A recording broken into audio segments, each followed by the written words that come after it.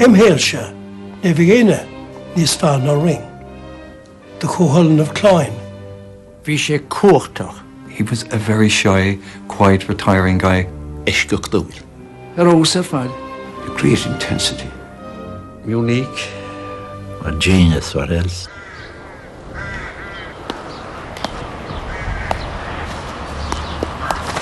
As long as young men will match their hunting skills against each other on Ireland's green fields. As long as young boys swing their commands for the sheer thrill of the feel and the tingle in their fingers of the impact of ash and leather. As long as hurling is played, the story of Christy Ring will be told, and that will be forever.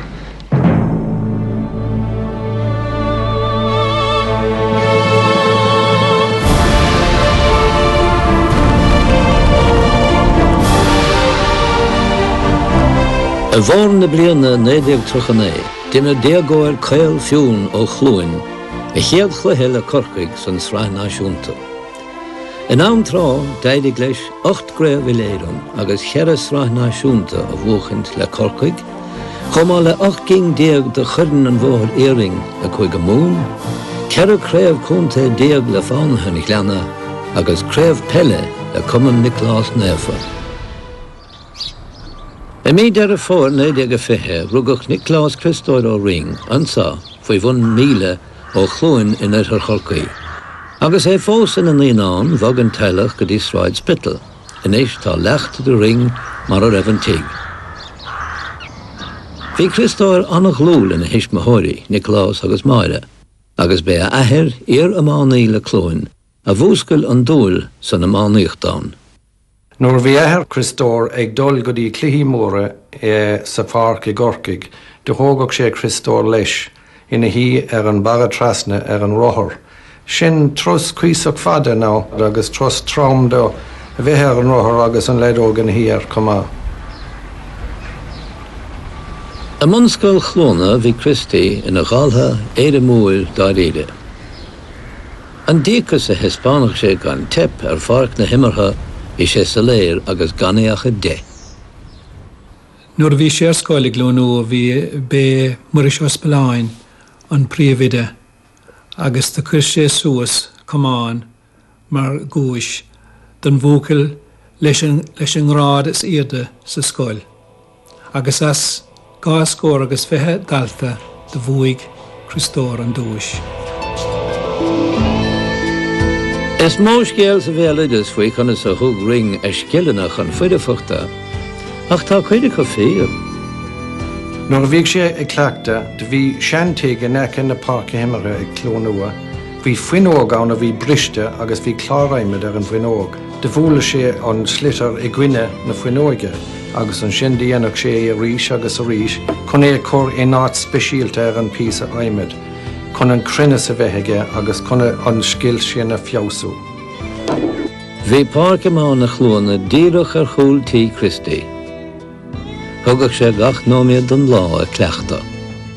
After Mass, after school, in the morning, in the evening, after matches, I had plenty of people to play hurling with and plenty of help from the neighbours and the teachers and the priests and everybody associated with the village.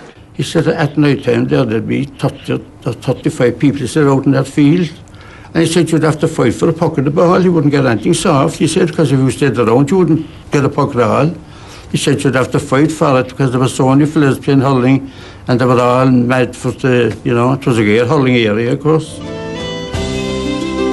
Bhí club Cumann Nicolás ann asca dí tús na druchadaí, faoin am sin bhí sreathanna sráide ann in imríoch Christy agus a bheirtre thar Willie John agus Paddy Joe. Agus gan é ach cethir déag, dimid sé báire do hóisiir Chlúna, agus nuair a bhí Clúin gan foireann, chuir sé le manisteir na corran. Bhrárá nóirí me nuair Corcaigh agus in 1938 de bhuaigh sé a chéad chréamh i léireann. To bhí Christy I gimmert le fyrna minúri Corcaigh in sa lacúl. Scrínlam go raibh poc séir ar an fé enú slát agus cé go raibh Christy gimmert in sa lacúl Hánig sé sús agus a hóg sé an Porksair agus a fú sé cool. Agus bhí sin an turning point fer mar défra sa cléthe. In thar chorcaís na fihidí agus na tuchadí, bí an na mánaíocht an príomhchahabh aimsire dó gánig. Buna é san is tócha agus an séla bhí muinte na túhain a chéan chud ar a déiring sé sin rá. Gan é an rachmas ráhúracha, ní ra bh nach na míochráá, bhí an agris citilachach dar ná an úachtar, agus bhí an náisiúnachas sa réim agus fé mar a hálíon, bhí tradiisiún láda náisiúnachas san chuid sin de Corcaigh agus tá fós an is tócha. Agus citilachach agus náisiúnaí dígraiseach a bea, Christóir Ring. In Maile bheog ní a bhéon áit déad fá dul faoi ceilt, so mar sin dú can tú de bhí ar imacht agus ag tosnú ag obair cólós is féidir mar sin dag sin scoil ag cardiaag, agus de bhí sé sin mar rud bhí sé á féach a gcónaí faoi sin nach raibh dachas ceartaige.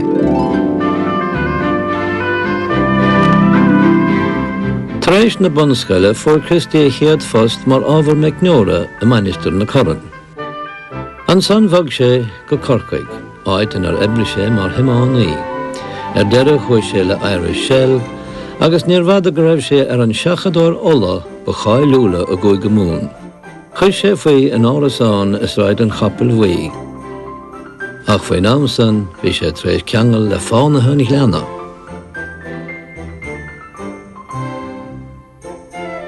Hánig Christi Ring go dtí fan an gleanna níad dahad a héin. Agus dimmer sé an bhfuir na bhóig an tochtú chréibh an chundéan ag i chéile.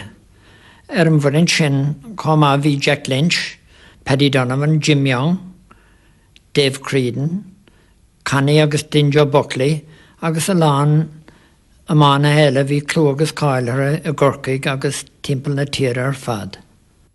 The Glen has meant a lot to me.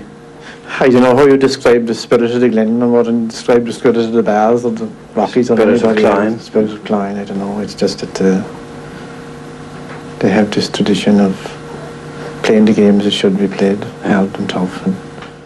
Knoche, in Merle Lawain, I never set the Lee on fire as a minor dulce. And not the biggest again, not even the skill in a raw own to her father for the notion again. Ach, fish a foul him gachain law. Agus gachain chlehe. Agus ní rimmer sé a bhéint chluthe, nar álam sé rodéingd ón bhar a bhí á ghaire. Ba chumach cén tró ó na tháinig an slitar, nó an raibh sé san éir nó ar an dálamh bhí sé nán lámh seáil, smachtú agus a rára a dhéanamh leis. But the speed that he had for 20 or 30 years, he gave us, and he was 5 years or more, and beat us afterwards. I Christi bhí neart úntach, nrám lehan, cosa town ladder, agus sláva haptach an lán. Christy pulled the ball out of his bag and the ball was flying over my head, hitting the wall over on the left hand side of me, and he was hitting it over to the right. And I said to Christy, what are you doing all this thing for? He says, well, he says, I always do this. He says, keep me eye in. To bring it down to modern parlance, they're talking about diet and fitness and training and lifestyle. He had it all before ever anybody thought about it. Ringy was fit physically, mentally, morally, and he had dedication. He practiced consistently.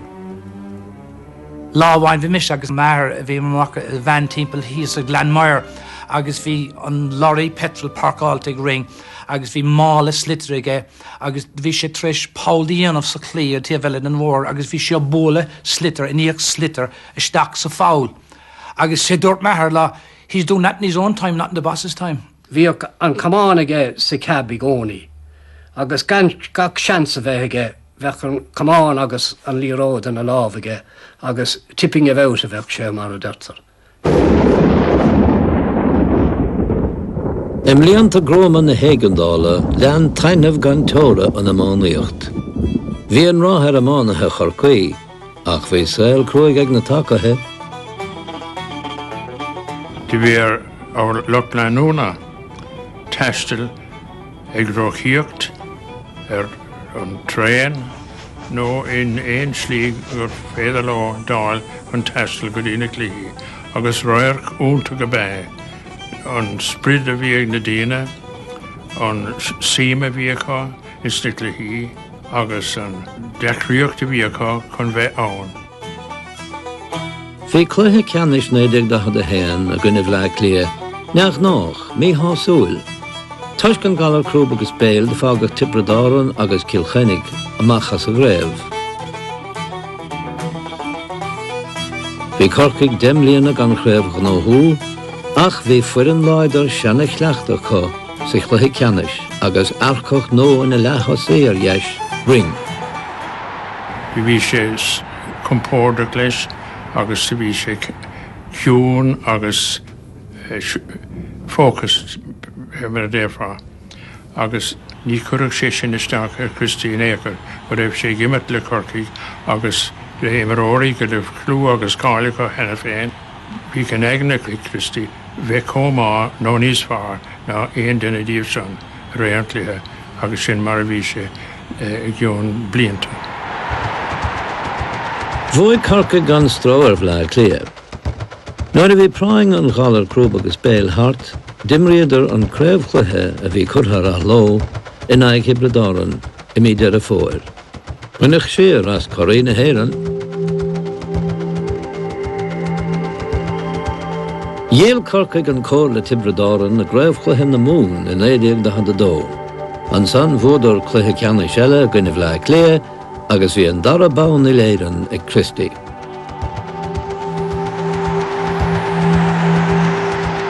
Chur éantrim iontas ar chách in 1923, nó gur chur Corcaigh stadleo san cluthe ceannis.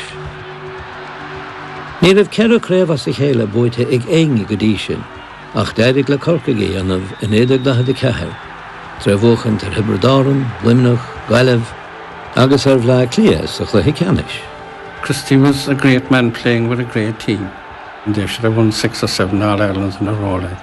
But in 44, they lapsed in 45 because they were fed up of winning, like, and came back and won again in 46. In 1926, bhí sló mór a barca chróca go ríis, agus Corcaigh is Kilchennig le chéile. Bhí Christy ring leis ann agus córam nóid. Bhí Christy mar captéin ar Corcaigh, agus sa bhód ar Kilchennig, agus dimar sé anna cléthe. Bhí sé go húnta gar fad, agus na clasna agus gagrúd a dhin sé, agus bhí Kilkenny mesmerised again. Well, they cock were favourites of that All-Ireland, and, you know, the match wasn't going too well for them originally. And I think Kilkenny were maybe they were a point or two ahead of Cork. But then he was playing centre half forward, and the 40, as we say. And Christy collected the ball just inside his own half. I'll tell you now how I got that goal. He said, Willie Murphy hit the ball out to me. They were around me like wasps, he said. And the only thing I kept running, and I decided to myself, well, I'm going in the right direction anyway. He said he soloed about 30, 40 yards, and he looked around again, and there was nobody on him. So I kept going, he said, and I got up to round the 21, and it suddenly dawned on me, Ring, there's a goal in this field, why if you want it? So he said, I let go a rasper of a shot, he said, and I blew a shower of water off the net. That was his favourite description of that goal, the drops falling off the net. Magic. That's an abiding memory, that goal, and I think to anybody that saw it, and it turned the game. Bei an chéad cheann de fíchra bhéireann a bhuaigh Ring mar chaptéin, farag na mórtha fáilte rompa bhaile. I would have grown up hearing an awful lot about Christy Ring in relation to his exploits both with Cork and with the Glen, and this huge figure that you had in your head of a mythical figure almost as a young lad of a man who had won 8 All-Ireland medals, and there was a huge, I suppose, ambition of mine to try and someday emulate maybe some of the status that he had achieved as a legendary Cork hurler. Is sais tre an a bhór agus an speisialte ag an leach an gascíoch amána ná gus sahálan sé an lá nuair a ceapan dín eile gur an lá chailte. Ag puinte criticúil ára den cluthe Dinan sé gníomh gal agus gasca a chuann oltucht ar gcuine agus ahhálan an lá. Agus sin a rod a Ringy níos má nóir a bháin. Ní héan úna mar sin go raibh sais í bhá iconic image an gascíig aige is súla winter Corky.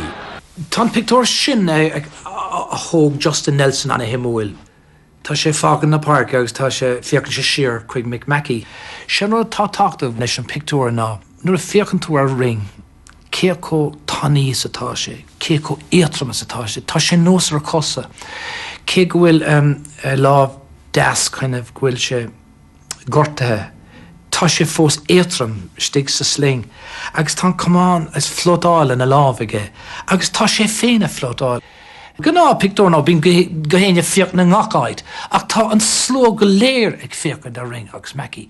So a rís tá an riastrán, you know, like riastra ó gach duine, go bhfuil tuigeann siad go léir go bhfuil léach ag siúil ina measc. When we were young, we read at school that in the days of yore, the young set to short his what with shield and spear of gold, as hurling hard in Rahil's sword, in red branch heroes fling. My soul today he gild the sway if he met Christy Ring. Nédéag da hada seacht agus bhí corcaig hana se barca chrócaig, bhí cilchenig leo a ríis. Áirítar an cluiche sin fós ar na cluiche a bar riamh. The history of the G is with Cork and Kilkenny is that Kilkenny win all the classics and Cork will all the battles. Bhí planna Kilkenny im húram the cabad ar Graham ar Christy. Is tóca go raibh nó bert nó béad a trúr a fannach der. Má so de gur mri sé ó duine a bháin bhí an diléile lined up chun é tackle a chur seach ar agus mar sin de. Ach annatlíthe bhí ann im húram an cluiche a bad a bhaca mé riomh. Bhí sé go mar go tapig, hí na skillan ann, bhí sé cruúig, agus Terry Leahy a bhuaig an cluiche de Kilkenny. Have the breeze in this first half and press hard, but scoring chances go a-begging as Níor a bhean telefíseán chun achtraí ring a hafada, ach bhí trochtaracht fillata radio ó bhíhall ó Héireán. But soon Cork come back into the attack once again. Thug sesin ring isteach an ach cuinge sa tír. Agus an gleo, agus an caint, agus an lús, agus an scléip bhí ag éisiú le ring. Christy Ring has the ball, 5, 10, 15, 20, and it's over the bar. Agus no bach bócant chorchaig duine rá. Oh God, he's having a bad day today. Agus mi hall a hair a bhí éiste go. Bhí gach duine ag trúla rud úntach ó Christy a gcónaí. Agus bhí mi hall ó hair agus Christy Ring ar a hang ag a gcónaí ar an chléthe. Tá meach bóbéidir ag Churchill, nó Hitler, nó Roosevelt, bhí sé bhhaidní sa háachta í bheith éiste le bócant ag Christy Ring agus corcaig ar an radio. The Corkman there, Ring has it down his stick, he sends it across the goal now, right out of the ground, here's the goal for Cork! Har ein gemórtas eile ina rimmer ring ba a greibh na mún a bar a léire sé a bhóna. An sin corcaí a gomsaí, cuéin agus bear na chuimhlins. Lantar an líróid ach tá de bar a thbóg a corcaí. Sehuid Christy Ring agus cóirleoirí Corcaí a beartó go búrtha. Bhí an atmosfér úntach a buint leo, agus ar nói nuair a bheith Corcaí gimmer, a gcuine Portláigen ó gcuine Hebridáin, bhí atmosfér faoi lethe go bháil leo. Bhíoh béimar immert anna dhéan timpeall an chúl. Cosantóirí go mórfó, ach nuair a bhíoh ringistigh na measc. Ní bhúr éan an lábhláid a riomhar Christy Ring ó hebh nirte ná ó hebh hamánada. I would say the average supporter wouldn't realise how grand inside the field. It can be tough out there. You had to be fairly strong yourself and stand up. But then, you know, Ring was playing against probably the toughest full-back line there was ever known, if you like, with fellas like Mick Marno and John Doyle, you know, and they didn't spare anyone, let's be honest about it, but he was really able to look after himself. Tipperary were marvellous players, and they were Hell's Kitchen. They were, I suppose you could call it war rather than a match, really, you know. And there is a true story of one of the finals, and a particular referee was ready to throw in the ball, and Ring would always be at the head. And just as he was about to throw in the ball, Ring said to him, throw in the ball and get out of the way. In other words, this is between us and Tip. Tip and Cork matches were something special. It was like going to war, even though it wasn't war. People came in anticipation just to see something great, and they always got it. Bhíoh gach cluiche ag Hebradár an Díon a chuig cluiche ceannis na mún in 1861 thar fóir ar fad. Gortaíoch tamalaachnaí agus de chuir cuide na tuairisceoirí an Milán ar Ring. Ach gach leis céalta agus taring ag ráite siar in Íosin. Christy and I, we just got involved in each other on the ground, you know. And there was a few fellas got hit that same day, you know. But I really don't know who any of you, because I was too busy with Christy on the ground at the time. But when I got up anyway, I got a tip from Christy's early in the chin, and I cracked my chin bone, but that was it. Hála siamazal mar a hug mi hála o héir. Agus bhí gachtain ag brúisteach ar a chéal agus ag géirig sort trid leithdáíar mar déirtha a dhéanamh agus búlag tamalaachnaí. Ach tá mise lán cínta de rud amháin, níor bhúla Christy ó Ring malaachnaí a chorbe, mar bhí sé beagáninn taobh mu den achtra féin. Ní is gom céhúla agus a cumas a díal níos céhúla, ach níor bheith Christy Ring an fear a bhúla. Ring won 8 All-Irelands for Cork. And I have no doubt, it comes very easy for me to say to my own lads won 8 All-Irelands for me. There's no question about that. And I accept that. Because Ring he had got everything. He had got skill, he had courage, he loved his club and he loved his county and he died for him. Is Queenlum lámháin in Norlas, Corcaig agus Liminach, bhí Dennis Broderick ó Drumcollachar ag immert ar Ring. Agus níor a bhring a fáil fac. Agus dúirt Dennis leis an fearr bocht ósa dúirt sé, sin, tíad sé an scéallam, dúirt sé leis, Christy, you're having a quiet day. That's right, boy, sin. But then Ring suddenly decided, this is going for us, I'll take charge. And he scored 3 goals in 2 or 3 minutes, 5 at the most. Turned the game from defeat into victory. Unbelievable. Only one man could do it. 3 goal. Agus hánig Christy leis dúirt sé, didn't so quiet now.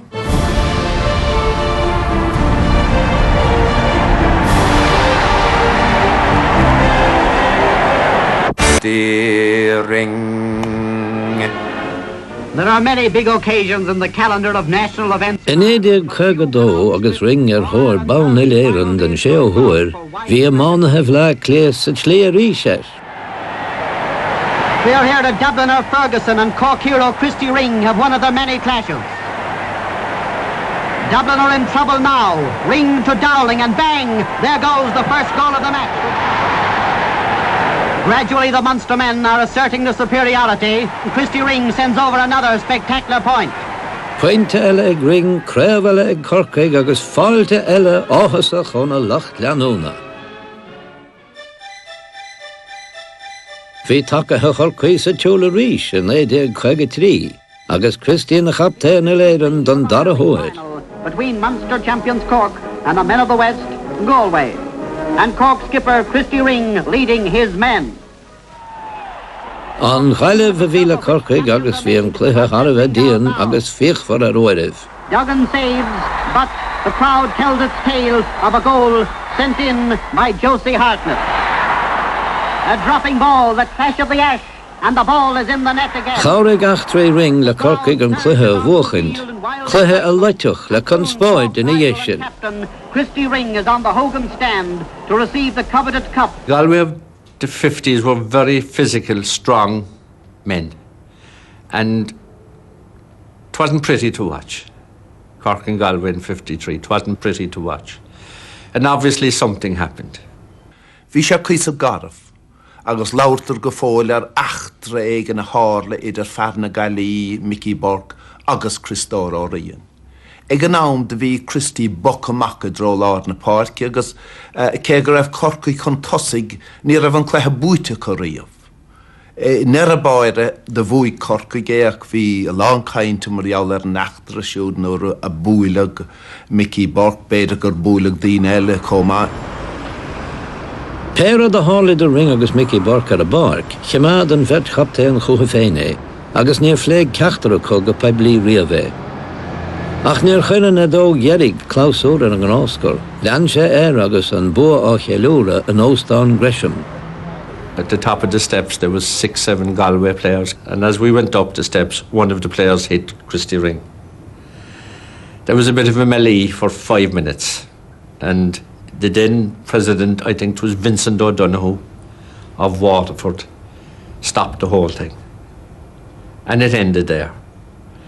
But the following morning we were at breakfast in Barry's Hotel, waiting to go home. And again, 5 or 6 Galway players came in. One of them made a swipe at Ring. A general melee ensued again. But as it did, it stopped just as quickly. I think they went across the road and they were kind of standing with. I think someone gave them a bit of advice that the best thing to do would be to go away altogether. In 1944 bhí Lochgarman le Corcaigh sa chluiche Canis. Hánig an sló ba bhór riamh beag nach 85 míle duine go páirc a Chrócaigh. Chumar isteach agus bhí Sidona gamsa agus 2 ham sandwiches and the Corcaigh days anna over Cadbury's column mar a dearfa agus da búntaach an láis sin Corcaigh agus Lochgarman. Bhí féchaint ar an sa chun gás féchaint Ring gan áras. Willie John Daly fear beag sin ó Carrick Túhill. The Records, oh man, Cohollan and his partners. Agus cé go raibh a láncainte faoi Christy Ring agus thóir bán iver hocht, hí na daoine cainte ar Nick Racker comá thóir a chéad bhain. Bhí seo únta gán sal hosnig an chleithe Sót carnaval bhí ann. The spotlight was truly on Christy Ring. Bhí Ring a lár an carnaval thóir a hochtú bán, rud nár bhuaigh aon duine riamh. Ach bhí a sprug féin ag Lochgarman. Bhíidir súd gan chraibh hinseach a léireann ó 1910. All Ring's strength was his arms and his wrist. That's where his greatness was in his brain and in his wrists. He used a very heavy hurl as far as I know, but they said when he'd pull, it was different anyone else pull. And if you hadn't your hurl, a good grip of the hurl in your hand, it would sweep out of your hand.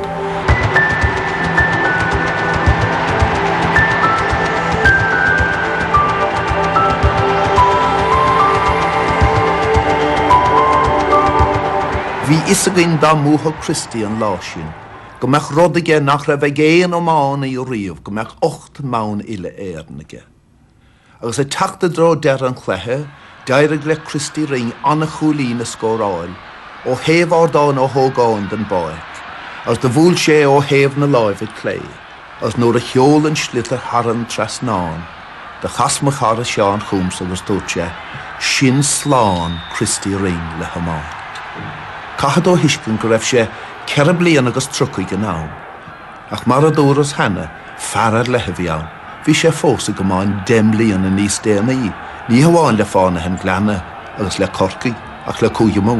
Saying well done to Cork, but also to Mr. Hurling himself, Christy Ring, who now has the unique record of having won 8 All-Ireland medals. É siad na 8 mán i léireann críleáil Cnúsach Ring. Sa chiiste sin leis tá buing ons ranna siúnta, ó charna bhóthraí ó chraibh Corcaigh agus ó na scórtha tournamentí. An nó, ní gá buing chuna ard chumas a dhéanú. Dúirt Paddy Tars leis uair a bháil, nuair bhí Christy Treis a bhéanú cén chuí a bhór sé scór iontacht, dúirt sé, "God, you're not very modest, Christy, are you?"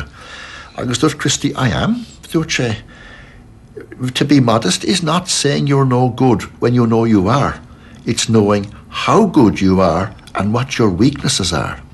Quinnom se scéal faoi ledóg de fór se áid a bhuiin Corcaí ar an líine trus raibh duine an gorta. Agus ní raibh sé róhaach le ach fuair sé áid agus bhí sé beag na cinnte go bhaid sé ála ar a medal.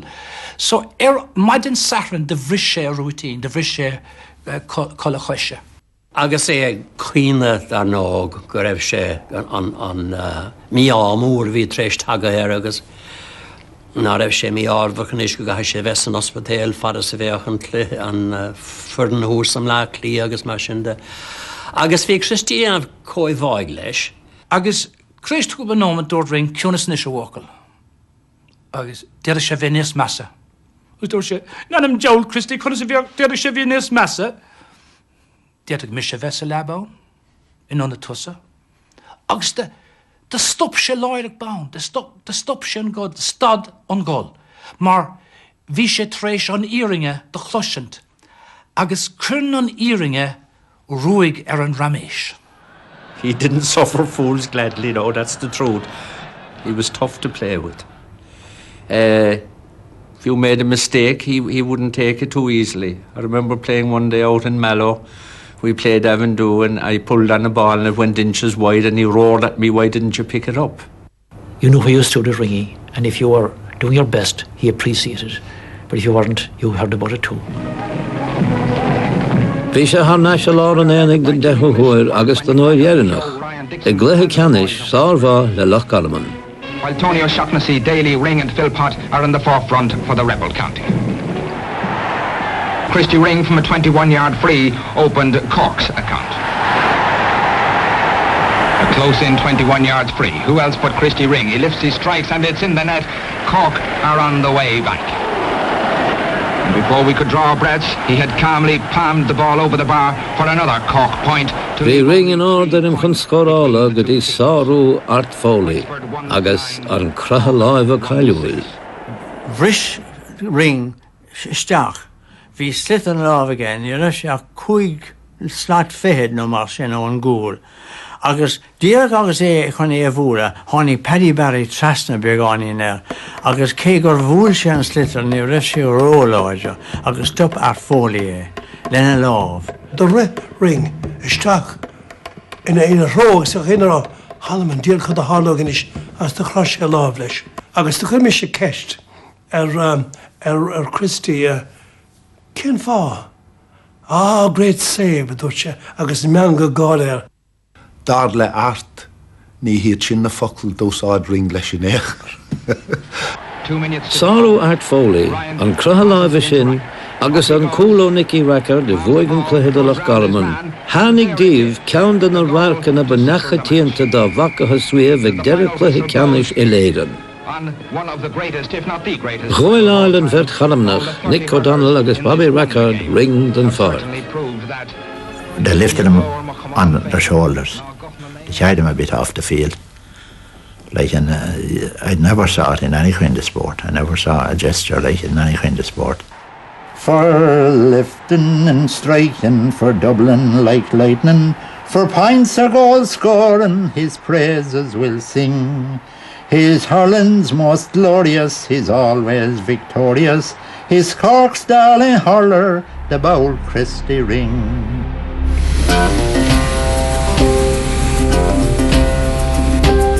Bhí oiread clúar Ring mas gail thar lear is a bhí ag baile. Thagach na slóite féachant ar America, ba chuma é bheith gimmert de chorcaig, nó den ghlán nó a gluiche tispáintis.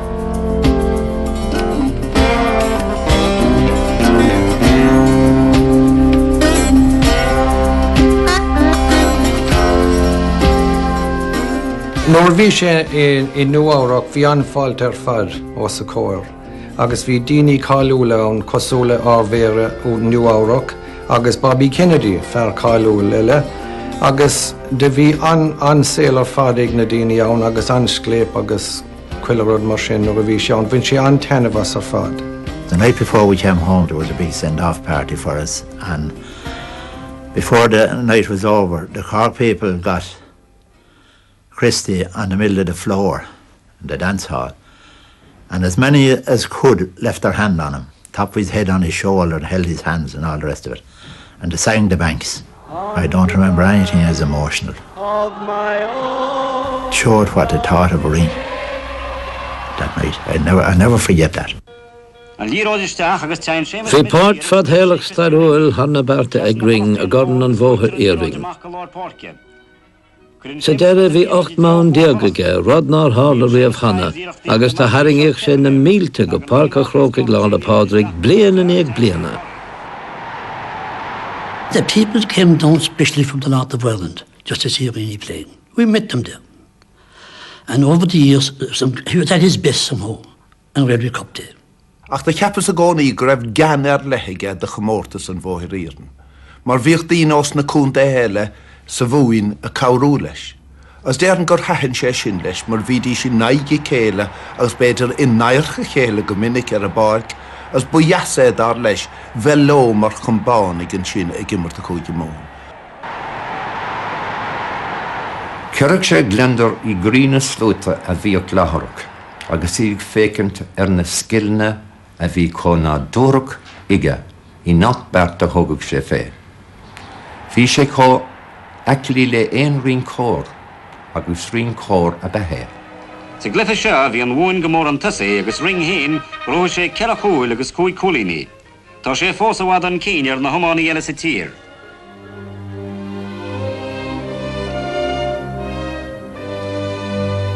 Lean tunnachar Christi fósins na seascadí, nuair a dáite gail in páirtachlacha a scanán a léireocha skillene. Scanán go raibh antar nuair a dáilech go náisiúnta. sé dúirt Christi ón tús go gaffaí é seo dhéanamh ag gceart. Ní raibh simige san scanán mar méoch sé dianta chaid an áard. Agus dúirt sé lomsa nach méing sé éilte chun an scanáin is stúrú mar a méing í nán na strokes ar fad a dhéanamh mé héin. Bhí intellect angéir ar fad ag Christi agus thosa sé a déanamh anilís ar an gluiche na strokes ar fad a bhí a gceist. Agus de bhris sé síos iad cho sin plí san go raibh sé anán mé héin ó bhúna agus go raibh mé anán iad ar fad a dhéanamh. Agus bhí is agam an son cé an angel ó úsáids le gaché an rud a thógáil leis a gamra. Maidir leis na scíalna ní nach chuin de hesigh ó Louis Marcus go a Spáineach go léireoch Christi na scíalna so go léir ag gluthe comá. Agus bhí corcaigh agus bhí droir na corcaigh in am bhí a gimmert I gcuine chubardáran hís barcí chuomar tuachtar na sér golóní dhéasan agus bhí mar an. Fu sé tá mé ceappa gá chúl agus gáú trí cúling sa céad le agus ag lechama chuir mé isteach ar a barc chun cóáard agus sorá leis agus that was great, Christy, thanks very much. Agus dúirt se I'm sorry, I could do no more.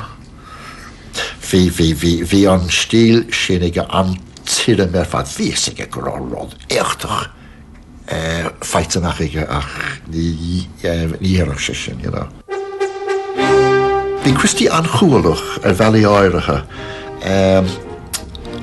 agus bhí sé soléir gám ag an premier son san Savoyna ins lehananta son bhí 2015 duine láthar na rud a chuint. Bhís ige go raibh écht díanta go raibh anas ganán díanta sé sin a léirú na scíalna bhí ige agus bhí seanna háart an lásan agus bhí sé a caint le go chéine. Trí bliana fihead treis sé chéad chluthe le séintear chorcaí.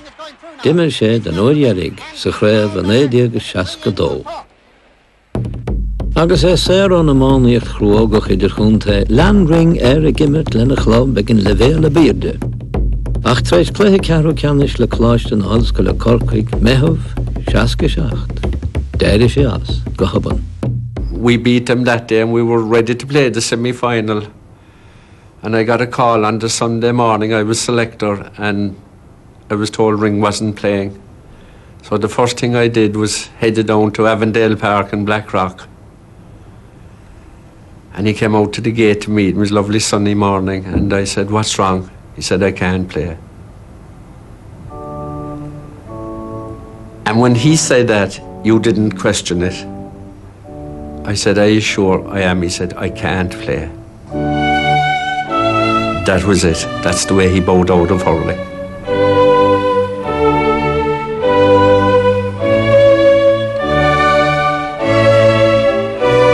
Las mod an amánaíocht de chaibhne sé a héal príomháideach le Rita agus lena leanaí, Christy óg agus Máire. Níor ól sé ná níor chatabach riamh, agus ba mhór aige a cheadamh. There's 8 All-Ireland medal is on the chalice inside in St. Augustine's. Now that's something to give away your 8 All-Ireland medal. But I do know that he was very, very charitable. And as I said earlier, if you had him as a friend, you had a friend. A very, very good friend. The V-size had a go on to Christy Lumsa near away, had a go on to Lumsa Christy. A Dave Tikady a go Crave na Hair. Near Omer Car Duel, if I made a dear for a go Travesha. In Erin Adala, the Viorum Sedulga Hospital, agus ní raibh mé ar fónamh, agus an céad duine a tháinig seach go dtí an ospidéal ná Christy. Ní duine mé de rúd sin go deo. Níor fréig spridna hamuocht de Christy riamh, fiú agus é éirithe as. Mar dimmer sé tlíhí eile ina dhéag sin, agus ní éiteach sé, he couldn't bend the knee to anyone. Sin mar a bhí sé. Ba chóir go meach an bua ché ach muna meach ní fiú é. Sin an aigna bhí ag gcónaí im hórum. He was a very shy, quiet, retiring guy when you met him off the field. Except when you started talking hurling, you know, he had an amazing hurling brain. And the problem was it used to race so quickly that a lot of our guys would be falling behind him. We couldn't keep up with him. But he did have a sort of a very pronounced habit of when he got caught up in a conversation with you, to emphasize a point, he would stick his finger here on your shoulder, you know, Gerald boy or whatever. And I tell you, you'd walk away after talking to Christy Ring for 10 minutes and you could be black and blue. Chimad sin ceangal de fán hanig leanam mar rán óir, agus bhí sin a rán óir leis ar báil ag sínsir chorcaí. Tá anna an éasa gom mariolar an clí ina raibh Christy in an cluthe de bheas agus fécant cá raibh líge ar an gluthe nó bheoh léirsúil cá raibh líge ar an bhuin agus áhrúí anamh chun é sin a stop agus chun é de catú. Bhí sé fécant ar a gluthe cosúil a fear a léamh leabhar. Ben Ring. Bhíoh sé léamh clé agus bhí Jimmy Barry nefh sig go má nechrige ag dulraí Lumsa. The Lord said, he'll be fine. He'll be fine. You can't legislate for genius. I was on the wing and I was on the periphery of the game, really couldn't get involved. I think they decided to make a switch at some stage and try me at centre forward because I really wasn't in the game. Agus go tré an dúir Christy, tá líge ar éan loch armin, agus ní féidir le duine go bheith deiscint. Táimse chun Barry Murphy a harú. I did not Mick Jacob, who probably was tiring after playing, you know, a hard game at centre back. I hadn't done anything for up to that point. Luckily enough for me, after that, I got a few breaks, got a few points, and managed to turn the game around for Cork. Ní raibh scóir ná agléir an túirim a bhíige an nochta. Mar a bhíon ar riine eile de chnoch ar in an bliana agla nach na bróse. Bhí an misnachaige túirt fé. It was Christy who, you know, came to me after the match and said something like, that was I knew that's which could win the match for us, or words to that effect.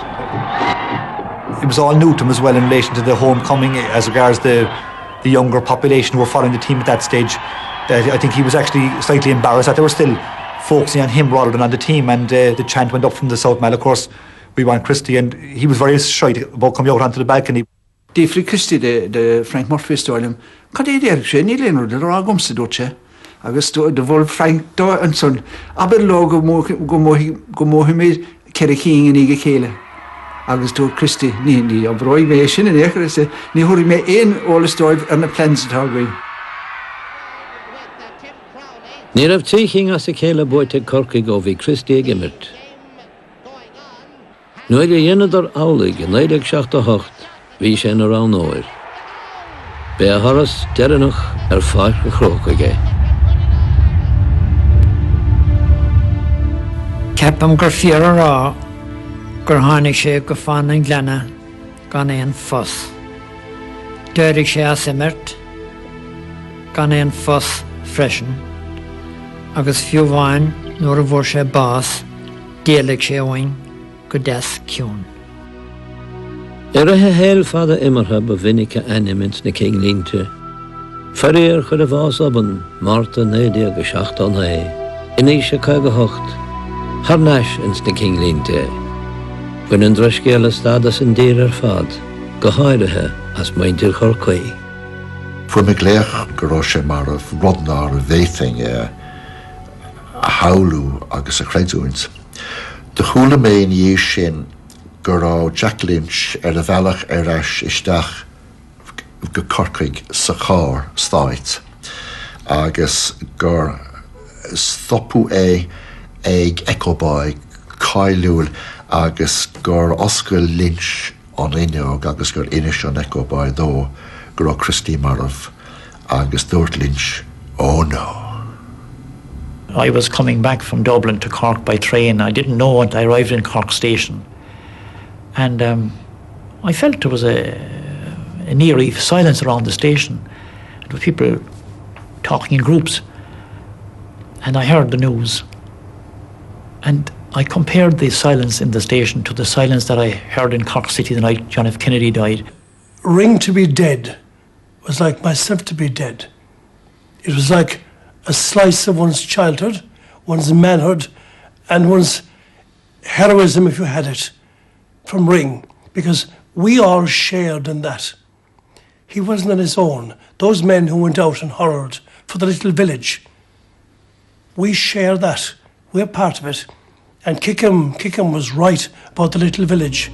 When Ring died, a lot died with him. The way that the people turned out, the people of Cork, turned out when the coffin was leaving the city down to Cloyne for the burial, it was unbelievable. It showed, you know, just how much Cork people really loved Christy Ring.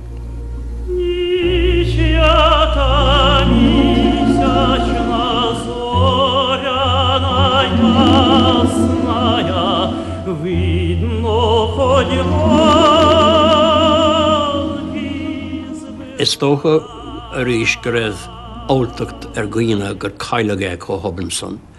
Ach deirtar árítar go raibh sús le 50 nó 60 mhíle I láthair ag an socrid. Bhí sé go súil leis socrid trealach mar sibhne. Ach, you know, bhí sé go héine go raibh ré hart, you know, agus bhí sé mar gréan agus mar solas, agus mar sais cuis le bheithe sa ré sin. As long as young boys swing their commands of the sheer thrill of the feel and the tingle in their fingers of the impact of ash on leather. As long as hurling is played, the story of Christy Ring will be told, and that will be forever. Chósasteach íon marmhlan. Sní bhéingestíigh ach cailín ó ben, ní bhéon aigom sé an haon ehnic sin ormsa, ach trééis tamar dúirtí dúmbaisiarm. Tis a sinna dúirtí, to bury that man. Bhí árásan le seán ó tuama agus golóní an bhí dáin scrítige mar jaolir. Dúirt benóst cún na chuirp trábháis an abaig, ó bhór an peca an fers an eilecha. Ach ní dhéach éinge gine a bhair fé bhreocht Christy Ring leaga uinge buan fé las meas mé roiltí na seanna bhiotas. Mar ó na mirúiltíoch an mar dáíire sa chuúnta nós fé luinir for bhór gach dánach gíras saura a báig. There'd be no question about who was the greatest hurler. Ring had everything and he wanted to win. And he was the man that you dreaded. There'd be no doubt in my mind whatsoever, but Ring was the greatest hurler of all time. Ní acha mé aine cosúil le Christóir Ring. Im húrum ní bheigad a bháilta ann ríis nó le héad ann ríis. An duine bad a bhacha mé riomh. Bhí gachrúd aige. There's something that comes around once every 100 years. I guarantee you that. I haven't seen anything like him. No, I don't believe I will ever see anything like him. Some people say Mackie was Eddie Kerr. Eddie Kerr was a great man. But I have to give it to Christie, number one. Always did. He would be remembered for his hurling ability, for his skill, and the enjoyment in particular that he gave to the crowds. He'll always be remembered. He will never be forgotten. There was only one Christie ring, and there'll never be another.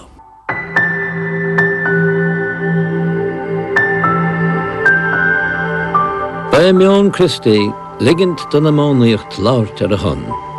Las mud an bark bhí sé úríisiúil. Scríb sé trá. Let no one say the best hurlers belong to the past. They're with us now, and better yet to come. I played for a lot of years, but I felt I'd done enough, and I'm sure I have, really, from the point of view that you should have somebody else here today instead of me. It's about time they stopped talking about me. Tipperary, Limerick, Clare, almighty hurlers there, but break they all upon the Rock of Clyne. Rock of Clyne, where our darling hurler rose, deadly terror to his foes. Hey, a tribute to Glen Rovers, Christie ring, and although he's light and small, he's the greatest of them all, and his name in every county is widespread, but a little God is here in the